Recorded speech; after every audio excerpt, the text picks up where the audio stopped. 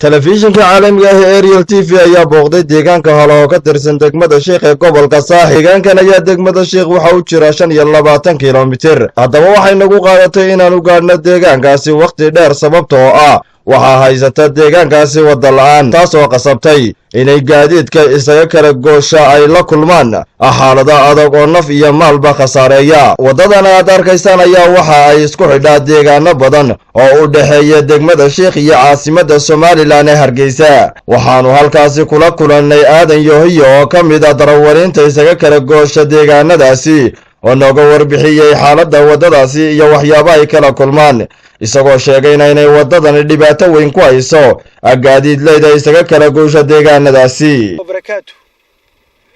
halkan waa Aadan Ismaaciil Cabdi oo ka hadlaya waddada la yiraahdo Halitabtay oo isku xidha magaalada degmada Sheekh iyo Togoda weyn ilaa caasimadda Hargeysa. dhib baa naga haysata waddada aan marro waa qaab iyo buur marna kuma aragno wax dayactira iyo cid wax nagala qabata. mar walba waxaan wadanaana waa noohooyinka yaryar iyo wixii la mid oo gaadiidka yarre jilicsan weeye.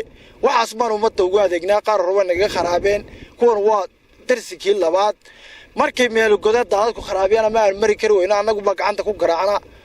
xukuumadda Soomaaliland waxaan leenahay dalkan hadduu dal Soomaaliland ka mid yahay oo yahay adduunka waa taa wadooyin baa la sameeyaa dadka waxba la arkaa waxba loo qabtaa taa naga caawiyo haddii Ilaahay uu idmo. geesta kale waxa iyaguna la kulannay markii aanu gaadhnay deegaanka Halo gudoomiyaha tuulada Halo iyo odayaal tiro badan oo dhammaantoodba nooga sheekeeyay xaaladda qallafsan ee ka jirta deegaankaasi. waxaana ugu horreyntii noo sharaxay xaaladda ka jirta deegaankaasi gudoomiyaha deegaankaasi oo ka warbixiyay xaaladda qallafsan ee ka jirta deegaankan, isagoo sheegay in deegaankan yahay deegaan xoolo dhaqato iyo beeraley isugu jira isla markaana Somaliland khudaar fara badan deegaankani looga iibgeeyo. sidoo kale oday Saleebaan iyo odayaashii kale ee ku sugnaa deegaankaasi waxay xukuumadda Somaliland ka codsadeen inay sida ugu dhaqsaha badan wax ugu qabato deegaankaasi. waxaana ka mid ah hadalladoodii sida tani: tuulada la yiraahdo Halo gobolka Saaxil ka tirsan xukunta degmada Sheekh halka aynu joognaa halka weeye magaceeda la yiraahdo. waxaan sheegaynaa baahida tuulada intii ay jirtay tuuladu ma helin wax kaalmo ah oo ama hay'ada ahaato ama dawladda ahaatee kaalmo ma helin. falka iyo jaaliyaduhu magaalada inay wax u qabtaan. magaalada waa magaalo xoolo dhaqatay ahayd. xoolii markay ka baxeen waxay ku soo urureen meel bay ku soo urureen. dhaxamaha dhacaya waxay ka galaan iyo waxay ka huwadaan midna ma laha. inay naga caawiyaan baahida oo ah biyo ma lihin oo xanaano ma lihin oo haddii bayd maayo xanaan kale ma lihin. waddo loo maro way go'antay, waddooyinku way go'an yihiin. boholuhu daad baa wada sheexay meelaan isaga tartalowna ma laha. bartan joognaa waa Halo tuulada Halo waxa weeye deegaan balaaran oo isugu jira xoolo dhaqato iyo beeraley.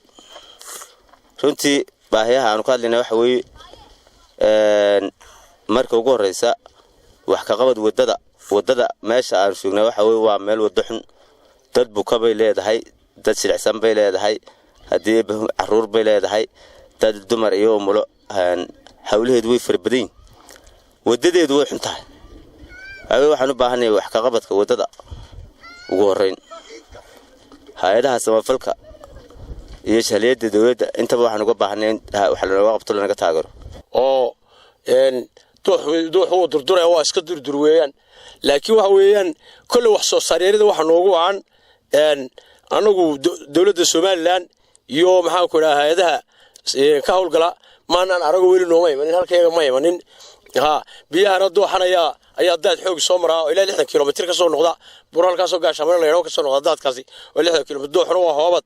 dabadeetna waxa weeye dooxaasa garbooyin jara biyuhu marka hoos bay u dhaadhacaan. markay biyuhu dhaadhacaan arrintaas dhib bay noogu keentaa ninka hijinaystaa hijiin buu ku cabaa ninka lacag hijiin badii hijiin baan soo iibsanaa hijiinkaasaan ku cabnaa ka hijiinka soo iibsan kari waayana isaga laftigiisu dee shirikaamadiisa asagoo soo dardaraayo ku cabaayo oo dee ma garanaysaa uu ku beertaa wax waxaanu nahay annagu dad meesha waxyeelooyinka noogu sii weyni waxa weeyaan dadkii buu naga qaaday gobolka togdheer buu geeyey intuu gabadhyayna qaaday waxaanu doonaynay baktigeeda wiig waxa weeyaan daadkaasu waa daadad badan oo isu yimaada dooxiguu qoday intaasoo waxaanu kugu nidhi garbooyinkuu geeyey waa lagama sheekeeyaan waddooyinkii beeraha way naga kala go'ay haddaba deegaankani ayaa gebi ahaanba waxa uu fara maran ka taagan yahay kaabayaasha asaasiga ahi ay ka mid yihiin waddooyinka xarumo caafimaad goobo waxbarasho iyo wixii la mid a waana deegaan ay xukuumadihii kala dambeeyey gebi ahaanba iskaga fara muquurteen waa maxamed cali axmed maxamed kaabe telefishinka caalamiga ah ee Ariel TV magaalada Sheekh ee gobolka Saaxil.